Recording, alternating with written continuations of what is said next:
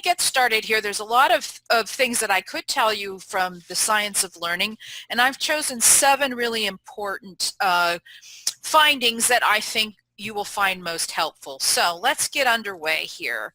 And these 7 insights apply to both children and teenagers, though maybe when we finish, you might have some specific questions for me about the adolescent years, because there's a lot going on cognitively then that does also affect students' learning. So, first up, I think it's important to know that your kids' brains benefit from a rigorous workout. So challenge is good, effort is good. For even though the brain is an organ, it functions like a muscle. And I think if you think about the heart as an organ that also benefits from a rigorous workout, you have a good analogy to think about. So our brains are hardwired to learn. It's what causes development and cognitive growth, learning, processing new information, and having to struggle with that new information is all a part of how we can help our kids develop and learn well. So when your kids run into something difficult or challenging in homeschooling or in any one of our classes, it necessarily doesn't mean it's a bad thing.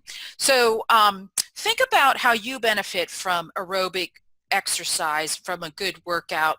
We want to find a optimal workout for ourselves, and it's the same with our kids in terms of academic rigor. We don't want them to be over challenged so that they strain themselves or they pull a muscle or they are frustrated and are discouraged by the fact that what we're asking them to do is too difficult.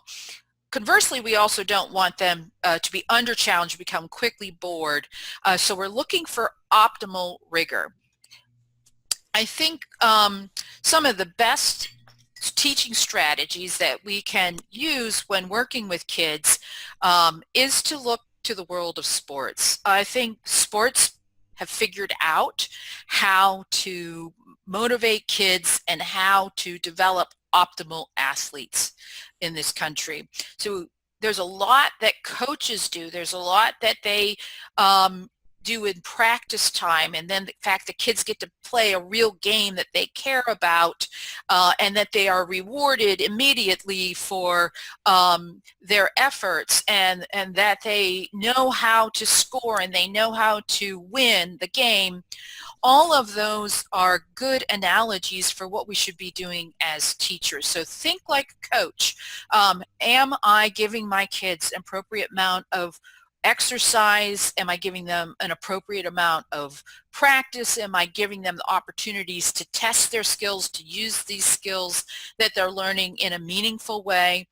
And am I making sure that I'm always aware of where they're at in the developmental process, so that I'm always adjusting the level of rigor for my kids to keep them engaged and interested.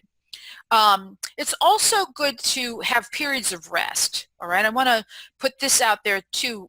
Our brains at rest, or not always being engaged in something that is rigorous, is equally important. In fact, sleep is honestly critical to academic development, to cognitive development and understanding. While we're sleeping, our brain processes information that we took in during the day. And this is when the brain solidifies some of what we have experienced during the day. So sleep is really important for our children.